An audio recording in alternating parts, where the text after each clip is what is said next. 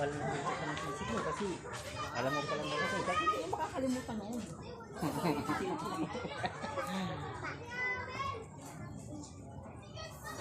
Pwede naman tayo hindi magsalita pare. Ano mo lang lang. Ano yung sa cellphone yun? Big kanta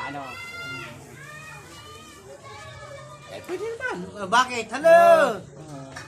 Oh. Basic boys! Ito, pulutan namin. Oh, mayroon pang, ano tawag dito, pre? Sisig! Sisig. Yun. Sarap yan. Tilapia. May nyempo pa. Limpo. May nihaw pa na mo. Oh, nag-iihaw pa. Oh. Tilapia, saka limpo. Pre, ganun muna. Ito mga kumpare ko na. Baka nga maubos pa yung pulutan namin, baka ito pa yung paninda Damang panino dyan. May katog. Bagay. No? Noon pa naman, di ba? Gin lang kami, gin. Pero, Tawag at marutil ma. Jin, pero Ang pulutan naman, kita mo lang sa pulutan. Pare, Jin. Oo. Diba? Sabi ni marutil ma. Paulit-ulit na salita. Yan ang kumpare ko na walang pagbabago. Pare Norman Flores.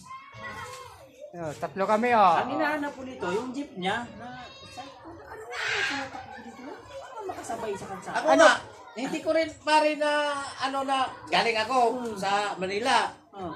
Hindi ko rin ito talaga ayun, yung pamangkin ni Parin Sam. Na sabayan natin yan eh. nasabayan na namin yan sa Binyan eh. Sabi ni Ricky. Siya pala naman ay pag nakatatlong ikot, uuwi na. Kaya pare. Ano, pre, pag tatlong ikot, ano na yung pare, isang ikot. Halimbawa, maalis ako ng Santa Rosa, papuntang San Pedro. Tupak na yun. San Pedro, hanggang Calamba. Pare, Alas 10:30 o alas 11. pre-upload mo yan ha. Oo. Kasi yan, i-share ko yan. Makikita na naman sa mga kapatid ko yan.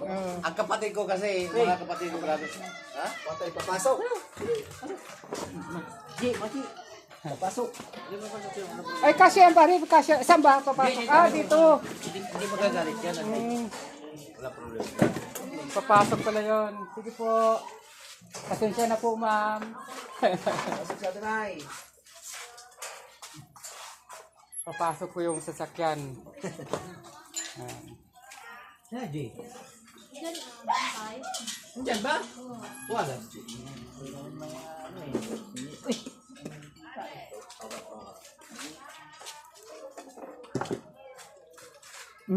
Sabi niya.